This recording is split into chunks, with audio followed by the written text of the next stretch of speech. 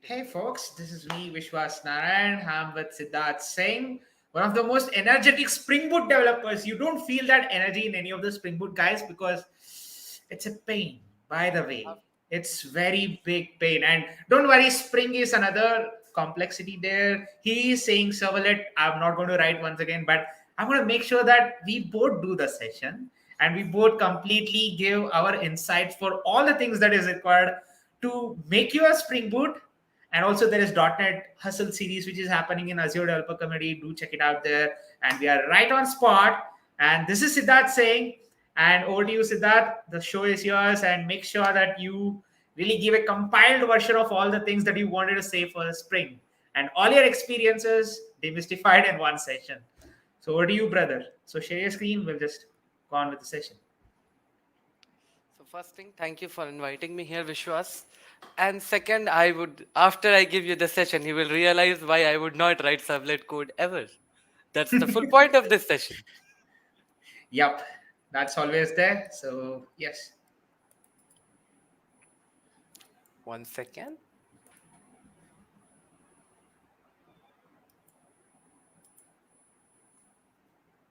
I hope it's visible Perfect. now. Yes, it's Yeah. visible. Perfect. So, Oh, you converted to Linux? No, no, Windows. Okay. who I got uses Linux shocked. these days, guys? Oh, Directly. oh, oh. Ah, This is how you are supposed to use Linux these days, by the way, guys. WSL2. Yes, Yes. that's always there. So Okay. fine, perfect. Just go on with the session. So first thing, why Spring Framework? Before that, we need to ask our questions. Like, nobody likes writing Java code. Okay. Even the Java developers would tell you that I don't enjoy Java code anymore. But before Spring Framework came, okay, there was this issue. We had like 10,000 things. What exactly is Spring Framework? Let's go with that first. Spring Framework is a collection of libraries, I would say. Okay, that's one way to see it, and APIs and libraries. See, the problem that this framework is supposed to solve. First thing, to understand that, we need to ask these questions from ourselves. What is a framework? What are the design patterns? What are the software architectures? Okay, and these things are actually helpful for any kind of framework and not just Spring Framework. These are implemented even in the .NET framework, Flask framework, Django framework, Express.js. Irrespective of the framework that you're going to work with, these things are implemented. And understanding these will help us what to expect from a framework. So let's go with the word. What is a framework? So it is a collection of libraries and APIs written using proper software design patterns. Okay. That means a framework will contain APIs regarding HTTP calls to backend.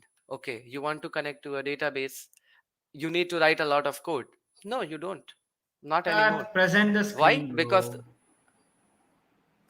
I am sharing the screen. Is it not visible? Presenting as a presentation, like full screen wala. No, full screen for the slides. That's what I told. Oh, sorry. Yeah.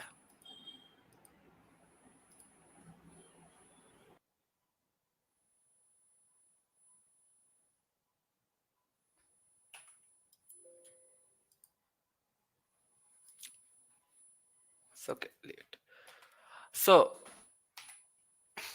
does a framework provide? It provides you general architectural solutions. Okay. What is an architectural solution? We will see it. And then it helps a lot remove a lot of boilerplate code. As Vishwas was telling, why will we not write servlet? We'll see now. So what are the design patterns? Okay, let's see that.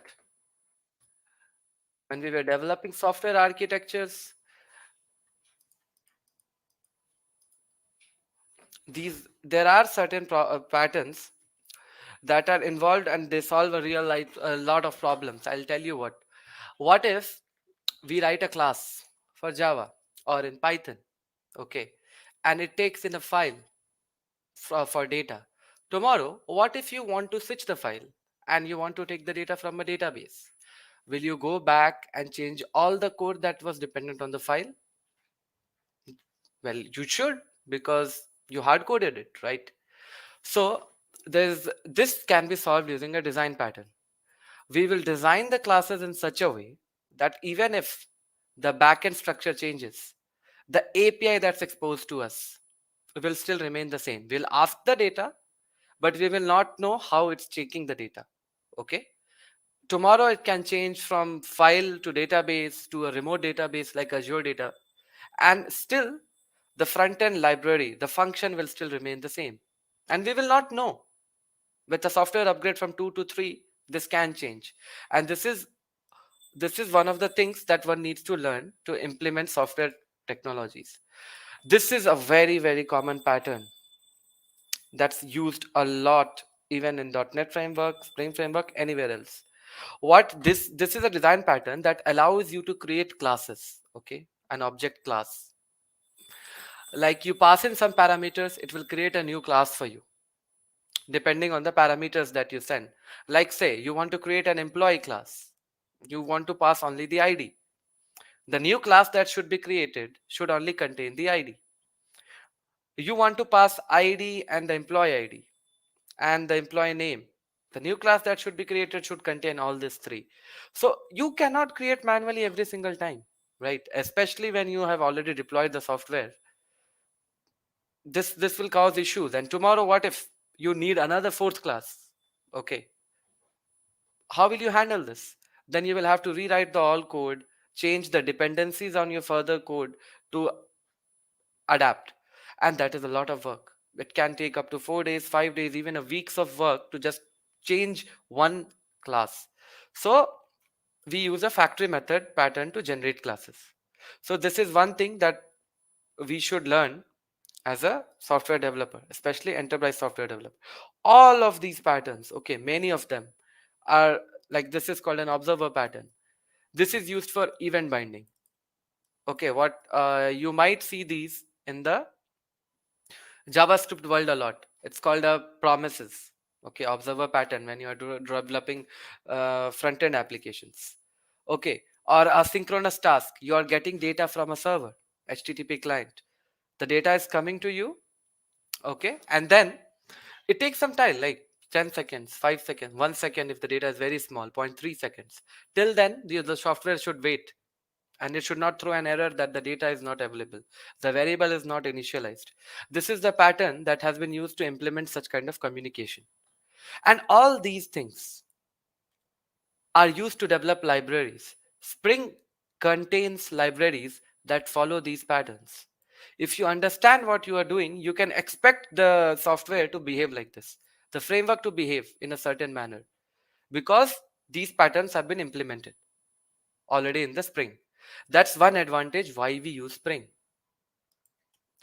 And why it's highly configurable. All the configuration we set, it generates the classes for us. If you try to do it manually, you might end up writing 9 class files. Okay, where you can just write one class file with 7 configurations and all of it works like magic. After design patterns, we have software architecture, common architectures that we should generally know. Okay, the old one used to be monolithic architecture pattern here. So after monolithic, the new tendency is microservice architecture for softwares. That's another reason we use Spring Boot and Spring. Even .NET supports microservice now, and master slave architecture is actually very common, which we all know, but generally it goes unnoticed. Kubernetes clusters. There's a master node and there are 5 or 10 slave nodes. This is the architecture that's being followed there. Client server architecture.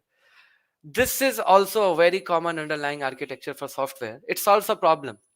Imagine I want to share a common content to 50 different people. I will not write 50 different softwares. I will write a source code at one place. Everyone who asks me the data, I will give them data. 50 people ask me individually, I will pass them data. This is called a client server architecture. And that's how web works. Web MVC of Spring Boot works specifically. Why? You request HTML from a server, there is only one server code. The HTML gets curated to you as a client. So when we are dealing with MVC patterns, this is one common architecture we will see. Torrents. With torrents, we actually see a lot of peer-to-peer architecture. One computer downloading from another computer, which downloads from other third computer. This is called a peer-to-peer architecture. Software is deployed on different computers, and one software is to communicate to the other one communicates to a third one. These two combined communicate to the first one for data, and this is called a peer-to-peer architecture. So what are the general problems we face that Spring solves, and why we should be using Spring Boot for writing Java code? Why is it so famous? First thing, it reduces a lot of boilerplate code. Believe me, in the earlier times when we were using Java, okay, Java had these EJB, enterprise Java beans, okay, entity beans, and then we had to deploy it on an application server, Glassfish server, or JBoss server, or Tomcat server. Okay, so you need to write Java code, then you need to write the servlets for it using XML, and all that code you had to manually write. So now with Spring and Spring Boot, you don't need to do that. Second, tomorrow if you want to connect to Postgres database, SQL, any other MySQL database, you would be writing the JDBC connection for it. You would be writing cursors for it, fetching the data, manually pushing the data, and manually iterating through each and every table that you fetch. All these are just, every database needs to do it, right? Every relational needs. Siddharth, I would love to remember one thing. Do you remember that you had told me like Java has the best autocomplete than any of the. Yep, correct. And remember this, Java might have autocomplete, but you would still be writing three pages, 9 classes. Okay. Yeah, Even with that's always there. autocomplete, you would still be writing 500 lines. Yeah, that's Imagine, always. imagine connecting to a database that has 5,000 tables. Hmm. Now you would be writing cursors and files for every single one of them. Yep. This is just boilerplate code. We should not be writing it. Hmm. So that is where Spring helps you a lot, and people have suffered through it before Spring came out. They have literally written 1,000 entity classes just to do this, and this is where .NET Framework also shines. Second, as I said, easy connectivity to various data sources. Spring allows you to write one class that can connect to Azure database, AWS database, even Postgres database, MySQL database, all with just installing one dependency, and your code will not even change. There's the application properties file where you will change 3 configurations and all your code remains same. This is how easy it is now. Before, if you wanted to change database, you would be removing all that code. You will be writing new classes, new properties, new configuration, and then another 2 weeks of development added. And then you would be testing them again, which again removes our testing, reduces the load on our testing. Then again, this is a very, very common thing. Any software, what does it need? Should anybody be allowed to delete every single data in the table? No, they should not be allowed, right? As a user, I want to view how much sales I have done. Should I be allowed how much the company sales they have done? I should not be allowed. But the admin and the manager should be allowed to view the same things. This is what is called security at software level. Now, who's going to write all that code? We will have to write. And earlier we had to write. Again, this is being eased by Spring Security. It provides you role management and security management, which earlier we had to write ourselves using Java. We would be writing all the security config files, security classes, and then every time a role was added, we had to write another file and classes for it. And then that it would just add boilerplate code, because the logic to write the role management would still remain the same. And after we have developed all the application, we want to connect to GCP, Azure, AWS. Again, they have APIs exposed, but we had to write Java code again, yet again, which is just boilerplate code. The API to connect to GCP does not change, or Azure. Even if it changes very after 5 years, 7 years, and it's just a configuration file change. So these things should not be rewritten again and again after they change. So there's cloud connectivity. There's another library for it in Spring. And then when we are writing all this code, imagine that I asked you to follow abstract design pattern when required, uh, factory design pattern when you want to create classes and configurable classes. How will you do it? Right? All this problem, all this much code, and one guy to solve it, to cause problems. Even if you have 5 people team, it's never enough to write these many codes. And given the current scenario where work as sprints, sprint is already 2 weeks or 4 weeks work time, where you get 3 weeks to develop a feature, deliver a feature. Now I ask you every time to implement role management and security management and write the code from zero. It would take a lot of development time. Implementing security and role management alone would take you a month, over a month, might take 2 months. And then who's going to keep updated with all the security threats and risk that comes up? All these modules are being handled by Spring libraries. The security library is written by people who are expertise 7 years, 9 years, 12 years in cybersecurity. They write code for this, they update it, they maintain it. Similar with testing. We use Mockito, JUnit. There are various kind of testing frameworks. Spring allows us to just write tags to test our software code. Similar goes with cloud GCP. As I told you, tomorrow the structure changes of GCP. The connection changes. We don't have to go and change our own code because it comes from a library through Spring. The library will be updated by the people who are responsible for writing that. They will update the library. We will just change 2, 3 configurations, and our software, our product is ready without much hassle. If we wrote the Java code by our own, we would be changing every single line with every minor change. So this is all about why Spring. Now, this is the place. Okay. This is the architecture first we use a lot, especially in enterprise. This is the most common architecture being used in enterprise. It's called MVC pattern, model view controller. This is the most common pattern we will see throughout our 6, 7 years, 10 years. And it's used so much that I do not have words. Okay, let's go with this. What is a model?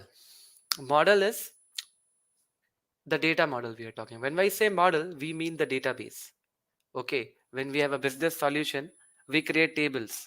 When we want employee, we create employee tables, the company table, the employee and their salary and their posts table, right? These things need to be mapped. All these tables that we create, we need to create classes for it. Again, if it were Java, we would be manually creating everything. We don't do that anymore. So this is model. Now, what is a view? Any software that you write or we write, right? How can we access the software? Gone are the days when we were doing through console, right? Now, as in we were studying in college, we would be using javax.swing, swing API to write all this, right? But we all know HTML and CSS is way more beautiful than Swing. Okay. There were days we would use Java servlet applications. You would write a servlet and JavaX JSP pages to access and serve an HTML page. Even Facebook used to use PHP to generate HTML pages. But this was not a proper way, although this was an MVC pattern, which I would agree to. But this was not a complete view abstraction. The code was generated from the backend. It could not use complete power of the CSS3, and all the load was put on the backend. So to remove that, this section, model view controller framework, is quite important. Now, what is a controller? Now, let's say from front end, I open here, I go here, I do a google.com. Okay, very common. I wrote google.com. It called an API. But how did the API know which function to call? So this request goes to a dispatcher servlet. If we were doing Java, we would be writing dispatcher servlet ourselves for Tomcat in XML files. That dispatcher servlet calls another servlet. Okay, that is called a controller. That controller will then direct our request to an API call, to a function that we have written. And that function will process all the request and send back a page that this is the page you need to display. This used to be a way. So that is what a controller is. And this is a very common pattern to serve all the web and enterprise applications. So let's go with Spring Initializer. When we want to create a Spring Boot project, this is the website we need to go. Okay. Any software, tool, Eclipse, STS, they all directly download from this website. They send the configuration here and they download the project. Because there is a lot of dependency and there is no point downloading all of them. So when you come here, you get to choose. Should it be a Gradle project or a Maven project? These are the build tools. Basically, I want to run a Java application. I run Javac, I run the build myself. Java build this, compile the classes, then I run Java compile classes. I give my own class paths. Why do all that? Then tomorrow I downloaded 5 dependencies. Dependencies means jar files. Okay, that I need a file to access Excel files. I don't know how to access Excel files. I'll download a library out there that allows me to access Excel files. I downloaded a jar package. How will my Java know where is it located? Then I need to add that to my class path. All this processing we don't need to do. So this is called a Maven project or a Gradle. These are the build system that take care of that. You can learn either one, Gradle being the newer one, and it is better. It's faster. Although Maven works, and most tutorials out there would show you Maven projects. And then second thing, Spring is not just built for Java. This is one you will realize here. Java has a JVM. Any language that runs on JVM can run all this. Kotlin compiles to Java bytecode. Groovy compiles to Java bytecode. All this run on JVM. So they all can use Spring. And then we choose a name, group, package name. This group will be used to identify a project in the Gradle project. This will be the project name. This is the description. And this is the Java package name. And here we get to choose the Java version. So 11 and 8 are, these three are the stable versions that are supported. And then when we come here, we start adding dependencies. These are the libraries that we add. So we come here, see, we go here, we add Lombok. How do we choose libraries? Lombok is a dependency that allows us to, I define a class, Java class. I need to write setter and getter method for it. Private variable, private that variable, private this variable. Then I write toString method for it. I don't need to do all that. It will allow me to write annotation for it and all that code will be auto-generated. So we use Lombok for that. It's not a compulsion. We can choose not to use it and write them ourselves. Second, since we are going to develop Spring Boot Web, we use this. Then we go here. We could explore all of this, and all of this in itself is a different tutorial. Now we come here. This is called Spring Security. What if I want to allow role management to my software? Then I need to add Spring Security. This will add role management to my software.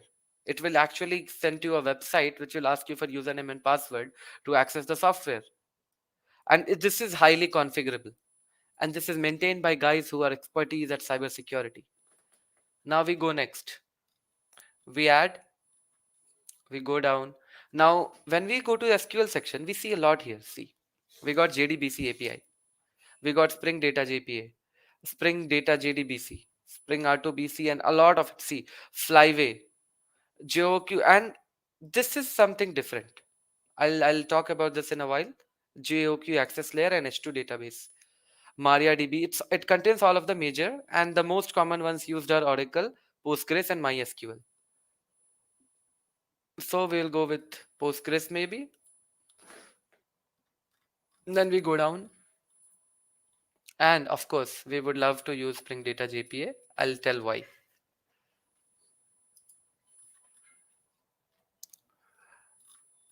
Now I would like to show other dependencies. There are most NoSQL databases like Redis and MongoDB. So Spring has libraries to connect to them also. These are all of them. Then again, we have messaging system, RabbitMQ, Apache Kafka, ActiveMQ. In earlier systems, we had a system called Java Messaging Service. So when we want to send a notification to another process or microservice, what we used to do is we used to process the result, throw the data, all that code we had to write ourselves, by the way. How we are getting the data, we are setting and connecting to the message queuing service, and there was server running, okay, ActiveMQ server or RabbitMQ. We would connect to it, pass the message, then subscribe to the message from the other software. And this is a lot of boilerplate code because these don't change.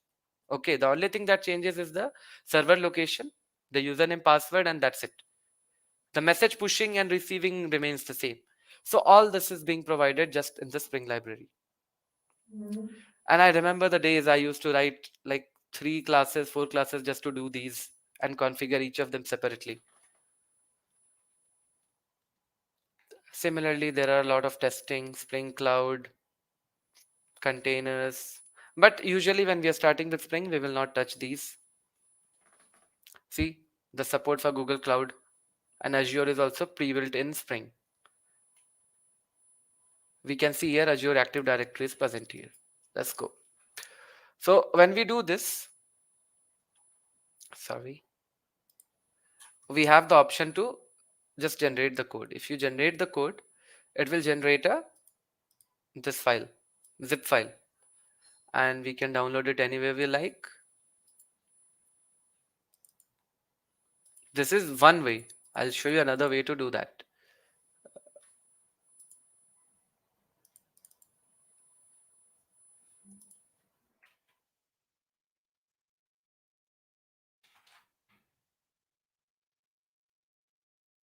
It's fine here.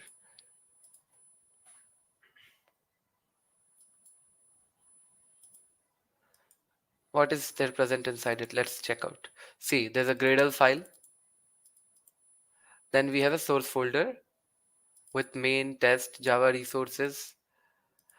So we can open this in any other project like Eclipse or STS as a Java project. But what I like to do is, okay, I don't generate it like this. That can you zoom in the folders a little bit, like view as large icons or something? Like Yep. it would be great Yep. because they get to know the structure of everything that you're talking about. Yes. 1 second. I would be showing them. This is just a download. This is how it's downloaded. You get a structure like this, which contains a source folder. And there is a build or Gradle folder. This is quite an important folder. This is where we add dependencies. You could see here. If we Yeah, are doing this Gradle, also zoomed up. So what you do oh is sorry. control plus plus. Yeah, yeah. Control plus plus. Yeah, that's what it is. Yeah, see here. This is the implementation for Spring Boot Starter Jeta JPA that we added. We added Spring Security. We added the web dependencies. And then see, we also have some other test processor, security test, and Lombok. So this is where we add the repositories. It should know where to download it from, right? Any dependencies will be downloaded. So this is where we add the repositories. Companies usually have their own repo, and then we provide them here, the URL. That comes here. See the group name I was talking about? It's set here. This is the snapshot version, and Java version is also set here on DC. 1.8 means JDK 8 and then Java. We close this.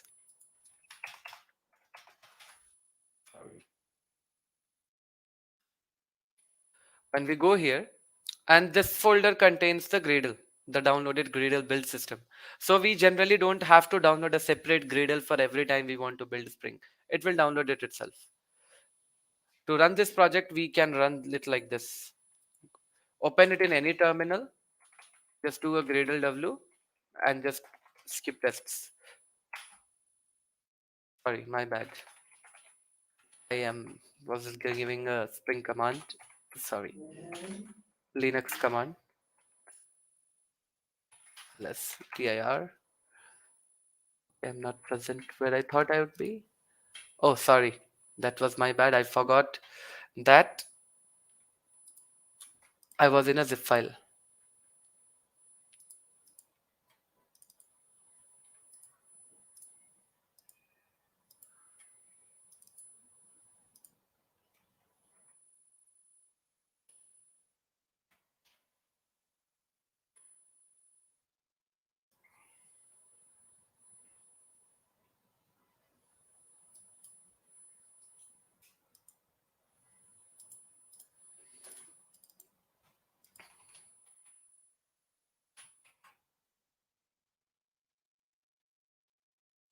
So this is how it's supposed to look. Let's go in. So any Java project that we create always has this system only. We have a main folder and we have a test folder. It contains all our tests for test driven development, and this is the main file. The main will have the Java package. Inside here we have the package name which we wrote. Recall writing com example demo. Let's see. Com example demo. And we have demo application.java, which we could open and see. I would not be using IntelliJ for now. And see, this is our normal Java class. This annotation here tells that this is a Spring Boot application.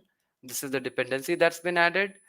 And I would go step by step how the package is bootstrapped, how the Spring application flows through all this application. So this is one way of doing it. Now, what I do is I just create the project. If you are into IntelliJ IDEA or STS, you just go here, open, create a project. Here you will have the Spring Initializer and the same system. Just create a project here, select the packaging. Var is just like a zip version. You download it and you deployed it on a server. When you package it, the file, the project created will be demo.var or it will be demo.jar. And then same thing, Gradle, change the group name to com.tutorial maybe, then demo, and this artifact is used when we publish it to a repository. Like all the libraries, when we decide to push it to Maven repository, this artifact will be used to identify it alongside the group name. Now I don't want to create a project. If I do it, it will be created here. I have already created one project which I named as CRUD project. So going forward, this is the project we will be developing slowly. Before that, let's discuss about the structure. As you could see, this is a test class will be generated every single time we create a class here. Notice that. This is the application. This is its test. For practice, the new development practices in any industry, the process we will go through is we are as a college or as a fresher. I've been used to writing Java applications first and then ignoring tests always. I didn't know how to write tests and all that. But now the bigger organizations and enterprise, as we go into the industry, we will be asked to write tests. Okay, it's not the part. This is not what a tester would write. This is what a developer should write to test its own code. And there's another concept called test driven development, where we are supposed to write tests first. Okay, if you have been to HackerRank or maybe let's say Lead Code or Code Chef, there we are never asked to write tests. We write code and they test it, right? They are able to tell if our code is valid or not. However, they write tests for our code. They just give in some input and they know the expected output. Like if we are giving a sum, right? If we give two numbers, we should expect the function should return a sum. So this is how the tests are generally written. We will discuss about testing eventually, how to do a TDD using Spring and all. But this is the general overview. That this is the project structure. There will be two projects created. Under the project, there will be main and there will be test. When you go under main, this is where we'll be writing our code. And this is all the dependencies, which goes under the libraries. So this is one of the most important files of Spring. This is remember the configuration I was talking about, that we will give a Postgres SQL password here. Okay, we will give the IDs, the URLs of remote databases. All this is configured here in the application properties file. This is a configuration file that controls all the boilerplate code. So any configuration we would like to write, we would be writing it here.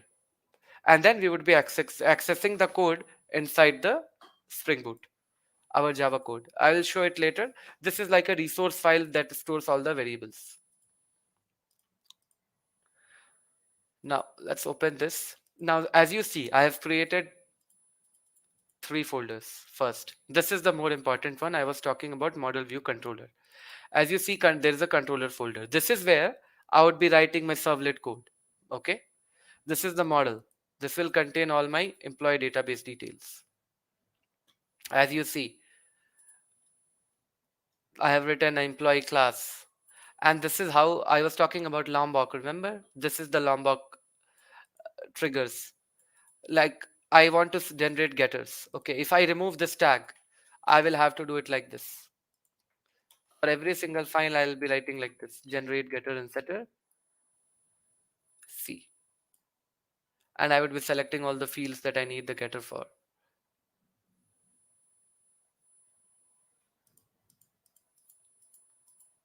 And let's do this. So we don't want to write this. This is all boilerplate code, right? And similarly, there will be a set name, set. This is the standard practice. Okay, all the private variables should be private, and the getter setter should allow the access to these. So to remove this, what we do is we can either generate it like this, or we use Lombok's inbuilt functionality, and we just do a getter. And all that code will be auto generated at the end when the class is compiled. Similarly for setter. Now we will need to create constructors. So this will create the constructor, a constructor that will accept all these arguments. Or we would be writing the constructor ourselves. So this is the usage of Lombok. Now we go with the entity. What does this tag do? Now this tag comes from Spring. And when we hover over it, we can see where does it come from. See, it comes from javax.persistence. This is a library provided by Java. This contains a tag annotation called entity. What this tag tells is that this class that we created here, employee, is a table inside a database. This is how Spring knows, okay, the class we are creating right now should be created as a table. And then we go here. We create variables, and see, on top of every single variable, I have written it as @ID. What this means is this will be the primary key. Okay. Each of them is a column. Okay. See, I can configure. Is the column nullable? No. I cannot give null values to the column. As we would create a table row column in the database. Can we update it later? No. Is it unique? All these things can be given here. How will the primary key be generated? This logic is written here. So all these will be created as a table in the database when I run this code. And all of these will be the columns. So now, once we have created table, how do we go and fetch the data? Right, that's another question. Earlier, we needed to write a JDBC. We used to import JDBC here and literally write cursors, write the fetch logic. It would come, then we would be manually using for loop or cursor to manually go through every single row of the data. That was tedious. Now we don't need to do that. That is Spring repository, which as we go forward with the sessions, I would be showing you how to write all this. There's a repository class that contains interfaces that allows us to automatically fetch, receive, and normal data. There are conditions where we cannot avoid writing JDBC. That is why Spring also has the dependency of Spring JDBC. Some complex query you want to make to database that cannot be auto-generated by Spring. That's the time we will be using JDBC. Now, let's come to the service class. So, I'm sorry. This is, remember I told you, the call will be sent to the controller. The controller will call a function. All those functions that the controller is going to call are present in the services. It will call a function from the service class which will call the database, get the data, perform operations on it, maybe get the employee table, okay, and then gonna get another employee's data, maybe provide him a promotion. Okay, we click promote and the data is upgraded, and then we send the data back to the front end through this controller. So all the logic, the hard code backend logic is written in the service. Controller is just a medium to forward our http google.com request to this place and then return the result. That's it. Now you could be asking, I see controller, I see model, but where is the view? There is no view. As you could see, we are not seeing the data anywhere. And this is where I would talk about MVC architecture pattern properly. Earlier, when we were deploying Java applications, okay, what we used to do is we would write a Java application, package it in a WAR file, okay, and then we would download another software called an application server. Like web server, Apache was very common. We would download Tomcat. Glassfish server was very common. That would come with NetBeans. And then another common server is JBoss, WebSphere, IBM's WebSphere. These are application servers. The application used to, Java application used to run on those. Then we would had to write servlets on the server. When you would type google.com, that Tomcat would receive the request, direct it to this controller and tell, yeah, there's a request for google.com. There's a request for google.com/home or something like that. And the controller would then take the request and call the appropriate function inside it. We will see all those mapping eventually, how to handle a get request, a post request. But the view would be a web server running the front end page. Okay, HTML page would be there. The page, we will click on a link. The link will send the request backend and all this would work. Now, similarly, the Spring and Spring Boot, we don't need to download a Tomcat. Why? Because it comes with its own Tomcat. That is the beauty of Spring Boot and Spring. It has its own inbuilt Tomcat, micro Tomcat. So when you Siddharth, run can a you Spring zoom in the application, screen? yes, Smile Kutas is actually asking wait, for that. let's. Yep, I could. Give me a second. Oh, sorry, it's hanging.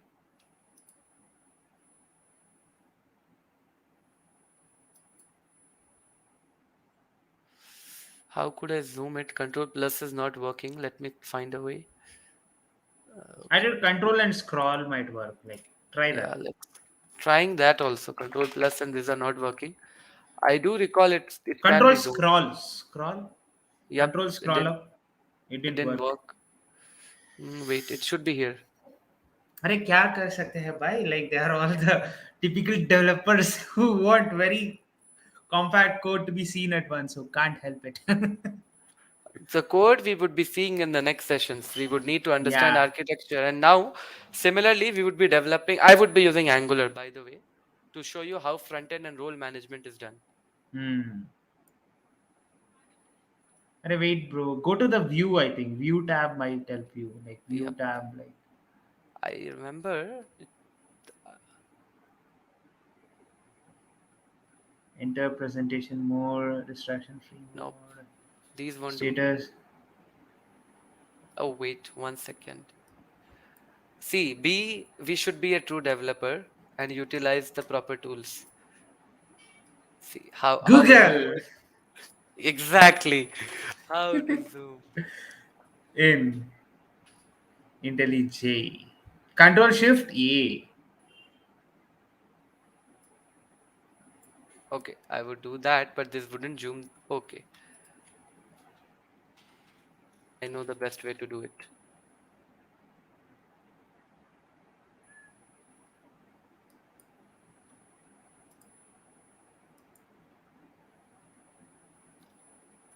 Let's hope Ah, this. perfect. I hope Let's this hope. works. Yeah, but this actually comes out as a regular. Hey, perfect, dude. This is perfect. Control Shift A is not gonna work. Let's see.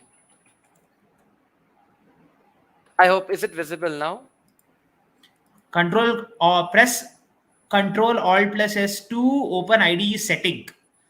Then select the editor, general, and control alt as. Yeah, editor, general. Make sure that you change the zoom setting. Yeah, that's always there. We could do this. Font also. Array, improve. Not 15, bro. Like it was already there. No, it was 13. Okay. Like I, like make it 20 only. Like it has to be visible to them properly. 20. Okay, 18 is also if fine. I That's do okay. 20, there's a problem. It might occur that code might start wrapping. You remember, right? Ah, Yeah, there's a lot of line with Java code. that's always there, bro. Yeah, I think thank you, Raghuram Mohan. And Smile Kutas, thank you for opening Yep. that issue. So let's discuss now enough about architectures and it would start getting boring. Okay. This we would be doing in the next session. We'll be writing a complete code and I would show you how to add a role management to it. Okay. But before that, let's talk about how a Spring application is bootstrapped. Okay. So when we give this tag, this is how the main class is decided. Okay. How would it know where is the main application? We are used to running this main, right? How would Spring know which class to load, right? So this annotation, when you go and search GitHub codes, and when the API is generated using other softwares, you wouldn't see this. Okay, how would it know which application and which class it should start from? That is how Spring knows. Okay, this tag signifies come here and look for the main application. Under the main, there is only one code being run. See here, Spring application dot run, and run which class? See, CRUD application dot class, which is this application only. So what it is telling is, come here and load this class in the Spring Boot, Tomcat, and this is how the application is bootstrapped. Any pre-configuration that we want to do, we will be doing it here. And then once we are into the main class, it's like normal Java coding. We will call one function over the other and the third and the fourth, and then it would chain up. Okay. But this is how this class will be loaded onto the server and will start keep listening. Okay. It will find out all the controllers. There is a dispatcher servlet, which we won't be able to see. I'll tell you why. When we compile this application, all those things are generated automatically. Okay, Spring does this for us. Okay, this is called a there's a controller here, which is right now I have not written it. I would be writing it eventually. This dispatcher controller sends the request to this controller, but we will not never write the dispatcher controller. Why? We used to write it in Java. It's not needed anymore. Why? Because Spring will create it. That is the beauty of Spring. It will create the dispatcher servlet and then automatically forward the request. It will search for the controllers present in this folder. Yeah, is there anywhere I could find the controller? So we will put all those tags. Okay. This is how it will identify what are the controller. It has a list. Okay, these are the controllers available. It will match the Google path home string and see, okay, this is the controller I should call for this request. Inside that controller is basically a function. That function will just call any service class function, normal Java function here. And that's how the complete Spring or any other framework, that's the beauty of it. This is not just how Spring works. This is a architectural pattern that it follows. Net framework works like this. Flasks works like this. Django works like this. There's a controller. The request is forwarded to the controller. There's an annotation. The controller calls a service class. The service calls to the database, gets the data, performs operations, or if they gets the data and needs to send to the data to a model on the cloud. Okay, it creates, the service is responsible to connect to the cloud. It will call a machine learning model, maybe connect to your WhatsApp messages, Facebook services, get the data, perform operations. When the result is done, that result is sent back to the controller, and the controller prepares a JSON object that is sent to you as a HTTP response in the front end. You just read that response and process it like Ajax request. I would be showing all that using Angular, but you could be doing that using anything. Okay. I would be showing you basic security tools like how to handle CSRF, cross-site scripting forgeries, how to handle role management. Like some people should be allowed to call certain functions, some people should not be allowed. going forward in this, we would be doing that. So I'm ready for taking some questions or any doubts that we have, because after beyond this point, we would be just handling code from next sessions. How to handle Spring security, how to handle design front pages, and we'll be going like that. Similarly, I will be discussing how what am I thinking to implement and how I would implement it. Sure, this is perfect.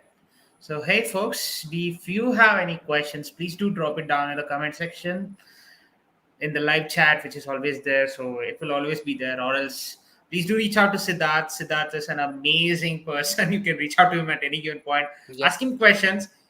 If he's free, he'll spend a lot of time with you. So, thank you so much, folks, and thank you so much for all the things that you always convey to us. And I think he is opening his LinkedIn, probably. Nope, I would be showing you one more tool that if you guys are not able to work on Spring, this is a free software, okay, that is built to work on Spring. You could use this. I would highly recommend using STS or IntelliJ instead of using VS Code for developing Spring applications. The debugging functionality is very good here. Yeah, I think Raghu sir is saying, nice session, guys. Thank you for setting this up. Appreciate it. Welcome, sir. It's our Welcome. honor to Thank you have so much, sir. people like you on the session, and hopefully, we all get a chance to learn something more. And yeah, of course, we all will be covering a lot of sessions out there. So, yeah, perfect This is that we my were LinkedIn. LinkedIn profile. And you could connect anytime you like, as I would be going forward with the sessions. You could put your questions here also. Okay. Yeah. And also, we all are collectively doing the session. So reach out to any one of us. We'll help you out with any of the queries that you have. If you need any support, just reach out to us. So thank you so much, folks, and meet you soon. And we'll end the broadcast now. So bye then. Bye bye. Thank you for being here.